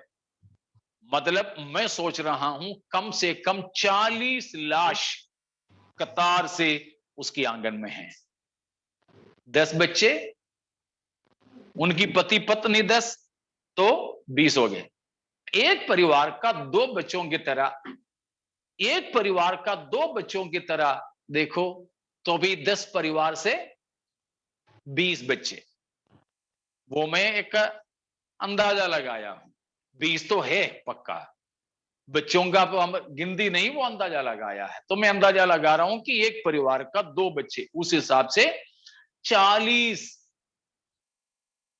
डेड बॉडीज अय्यूब के आंगन में है। लेकिन अय्यूब तब भी क्या बोला? यहोवा ने दिया, यहोवा ने लिया, यहोवा की नाम हालेलुया। देखो, उसकी आनंद छीना गया नहीं। जब शैतान ने देखा ये नहीं हुआ, तो अगली बात आया, पूरा शरीर, शायद स्किन टीबी था, शायद सोरियासिस था, शायद एक्सीमा था, या फिर कोई कैंसर था, पता नहीं क्या था। शरीर ऐसा हो गया, सड़ जाने लगा। लेकिन पत्नी भी तब छोड़ दी। इतनी बुरी हाल थी अय्यूब का कि उनके मित्र लोग आए, शायद 15-15 लेके आए। बीमार है तो हम लोग भी तो किसी को देखने जाएं तो कुछ लेके जाते हैं ना, तो शायद कोई फ्रूट्स वगैरह लेकर के आया कि मेरे मित्र से मिलें। लेकिन दूर ही से अय्यूब के हालात देखा, ये मित्र 7 दिन तक उनकी बोली बंद हो गई, ऐसे लिखा है। 7 दिन तक बैठे तो रहे, लेकिन एक शब्द भी। अय्यूब का हालात इतना बुरा था कि उनकी मित्रों की बोली बंद हो गई 7 दिन तक। और पत्नी कहने लगी कि ऐसे तुम जिंदा मत रहो, मर जाना तुम्हारे लिए अच्छा है, ये तुम्हारा मेरे से देखा नहीं जाता। लेकिन उस समय भी इन किसी परिस्थिति अय्यूब की भक्ति को, पवित्रता को, आनंद को घटा सका नहीं। ये है धन्यता, हालेलुया, ये है धन्यता। प्यारों, ऐसा एक बड़ा आनंद प्रभु ने हमारे अंदर दिया है, हालेलुया। पौलुस जंजीरों में पड़ा है, तब भी पौलुस बोल के देता, लिख नहीं सकता, बोल के देता, लिख, प्रभु में आनंदित रहो। मैं फिर से कहता हूं, तुम आनंदित रहो, हालेलुया। प्यारों, हमको यही आनंद प्रभु ने भरा है, प्रेज द लॉर्ड। है हमारे अंदर वो आनंद? नहीं तो आज उस आनंद प्रभु हमारे अंदर भरने के लिए हमारे पापों की क्षमा प्रभु से पावे, हालेलुया। पाप क्षमा का निश्चय पाए, प्रेज द लॉर्ड। पाप क्षमा का निश्चय होना है तो हम, जैसे नीति वचन 28 की 13 में बताया, वैसे हम अपने पापों को प्रभु से मान ले और त्याग भी ले, छोड़ भी दे। पक्का कीजिए कि हमारे अंदर ऐसा कोई पाप नहीं जो हमने प्रभु से माना नहीं हो और छोड़ा नहीं हो। फिर से बताता हूं, ऐसा कोई पाप हमारे जीवन में ना हो जो हमने त्याग, परमेश्वर से माना नहीं हो और छोड़ा या त्यागा नहीं। अगर हमने माना है प्रभु से और छोड़े भी है, कितने भी बड़े अपराध क्यों न हो, हमारे प्रभु ने हमें क्षमा किया है, हालेलुया। कल भी हम पढ़े थे पहला यूहन्ना 1 का 6 से लेकर के पदों में, यदि हम अपने अपराधों को प्रभु से मान लें तो वो हमारे पापों को क्षमा करने के लिए क्षमा, विश्वास योग्य और धर्मी है, हालेलुया। यीशु मसीह के लहू हमें अपने सारे पापों से धोकर शुद्ध करता है। ऐसा कोई पाप नहीं मसीह का लहू हमें धो नहीं सकता हो। तो आइए प्यारों, आज हम ये पक्का करें, प्रेज द लॉर्ड, कि हमने सारे पाप अपने प्रभु से मान ली हैं और छोड़ दी है। ऐसा कोई पाप नहीं जो हम अभी भी रखे रहते हैं, हालेलुया। ऐसे हैं तो प्रभु हमारे पापों को धोएंगे, हमारे नाम जीवन की पुस्तक में लिखेंगे, जीवन की पुस्तक में अगर हमारे नाम लिखा, वो ही सबसे बड़ा आनंद है। लूका 10:20 में प्रभु यीशु मसीह ने कहा, हालेलुया, तुम इससे आनंदित ना हो कि आत्माएं तुम्हारे वश में हैं। हाँ, फिर हाँ, लिखे हैं। हालेलुया, समझ रहे हो ना? तो हमारे इस प्रकार हम अपने पापों को मान ले, छोड़ दें, हमारे पापों को प्रभु क्या करेंगे? क्षमा करेंगे। क्षमा करेंगे तो हमारे नाम कहां लिखेंगे? स्वर्ग में। स्वर्ग में कहां? दरवाजे पे। फिर जीवन की पुस्तक में लिखेंगे। अगर जीवन की पुस्तक में हमारे नाम लिखा, वो ही सबसे बड़े आनंद यदि हमारे अंदर है, प्यारो, हमारे जीवन के हर परिस्थिति में हम आनंदित और मगन हो सकते हैं। हालेलुया, हमारे वो आनंद हमसे छीनना संसार के किसी शक्ति से संभव नहीं, किसी घटना से संभव नहीं। वो आनंद की भरपूरी में हम आगे ही आगे बढ़ते चले जाएं। बाकी प्रभु की आगमन में देरी है तो हम शाम को मनन करेंगे। परमेश्वर हमें इन वचनों के द्वारा आशीषित करें। Praise the Lord, hallelujah. तेरे लहू से मुझे पूरी से अभी तेरे समान होने के लिए मेरे जीवन में काम कर तू प्रभु, तेरे ही समान होने के लिए मेरे जीवन में काम कर तू प्रभु।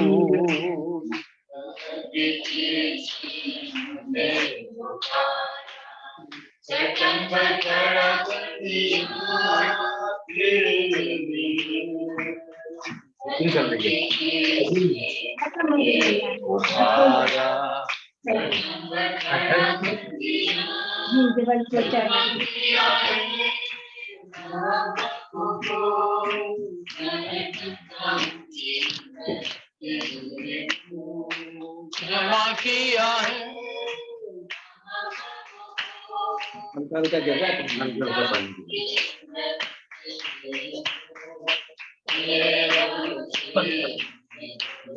प्रभु, पूरे तौर से अभी मेरे समान मेरे जीवन में प्रभु, तेरे समान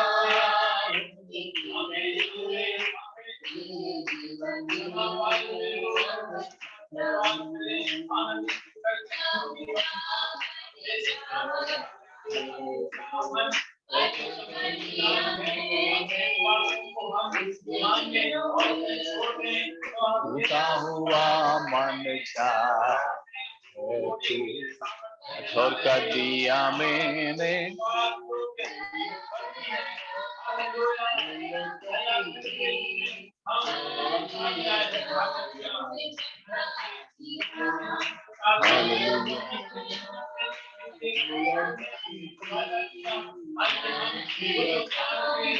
बैठा दिया तेरे लहू से मुझको बोले,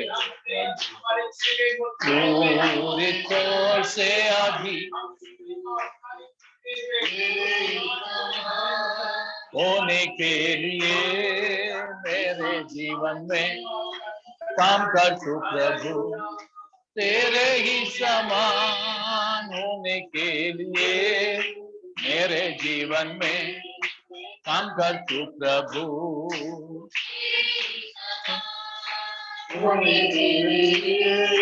मेरे जीवन में। हालेलुया। थे। हमने कल सुबह कल शाम के वक्त हमने परमेश्वर के दास के जरिए से हमने मिलाप के आनंद के बारे में सुना। आज हमने उद्धार के आनंद के बारे में सुना। सच में हम कितने धन्य हैं, इसलिए जो इस बात को समझते हैं वो किसी भी दशा में आनंदित रह सकते हैं। उनका आनंद इस दुनिया की कोई भी ताकत कम नहीं कर सकती है। इस संसार की कोई भी चीज मसीह से उनको अलग नहीं कर सकती है। आइए हम अपने आप को समर्पित करते हुए सुने हुए वचन के आधार पर हम समर्पण करते हुए प्रार्थना में जाएं। मैं निवेदन करूंगा प्रभु के दास पास्टर संजय आनंद से वो प्रार्थना में हम सबकी ओर से अगुवाई करें। आशीष वचन। हालेलुया। आइए हम प्रार्थना में जाएं। हालेलुया। आइए हम सभी लोग हाथ उठाकर धन्यवाद करेंगे। हालेलुया।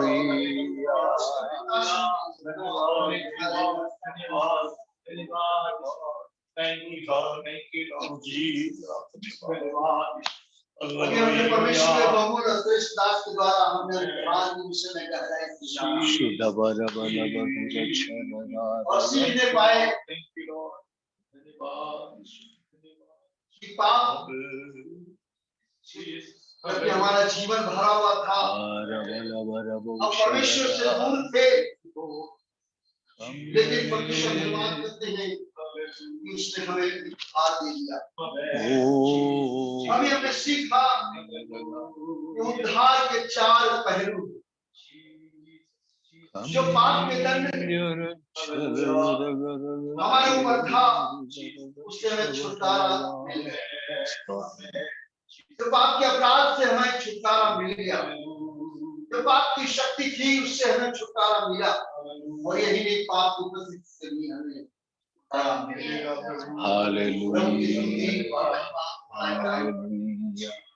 कई बार हम सब लोग आनंद की अनुभूति नहीं कर पाते क्योंकि हमें ऐश्वर्य नहीं होता, हमें ज्ञान नहीं होता। जिस प्रकार से संत पौलुस बड़ी गहराई के साथ, बड़े हियाव के साथ लिखता है कि हमारा विवेक हमें दोषी नहीं ठहराता क्योंकि मैं जानता हूं यार परमेश्वर हम आपकी स्तुति करते हैं, हम आपकी महिमा करते हैं, हम आपकी तारीफ करते हैं, हम आपके महान बलिदान के प्रभु जी हम कोटि-कोटि आपका धन्यवाद करते हैं। सुंदर बेहतरीन मौके और अवसर के आपने पिता परमेश्वर लेकर के प्रभु जी हम सबके जीवन में छोड़ दिया प्रभु जी। उन पिता परमेश्वर लगातार और भी तेरे वचन की गहराई में हम सब लोग उतरने पाए, उन तमाम प्रकाशनों को पिता परमेश्वर हम लोग समझने पाने पाए ताकि तेरे और भी हम तेरे करीब आने वाले हो सके। और बहुत से लोगों के लिए जो आज इस बात को नहीं जानते हैं उनके लिए उद्धार का कारण और आशीष का कारण ठहर जाए और यही नहीं सब देख करके आपको महिमा मिल जाए। दास को तेरे हाथों में सौंपते हैं और भी अपनी महिमा तारीफ के लिए परमेश्वर प्रभु जी पूरे विश्व पिता परमेश्वर आप इस्तेमाल कर प्रभु जी। यार उसे विशेष करके हम प्रार्थना करते हैं प्रभु जी उनके शरीर पर आत्मा को संभाले प्रभु जी और स्वस्थ बना कर उनके पूरे परिवार को तेरे हाथों में सौंप देते हैं परमेश्वर। तेरा अनुग्रह को पूरे परिवार को बना रहने पाए यार परमेश्वर तेरे बहुमूल्य श्रेष्ठ पास्टर हम वर्गीस साहब को तेरे हाथों में सौंपते हैं, लेके आया हम धन्यवाद करते हैं, अभी तक चलाया संभाला धन्यवाद करते हैं और भी अपनी मेहनत के लिए इस्तेमाल करें। विशेष करके हम धन्यवाद करते हैं यार परमेश्वर आपकी अगुवाई को पाकर परमेश्वर एमडी साइमन ने 21 दिन का फास्टिंग लेने का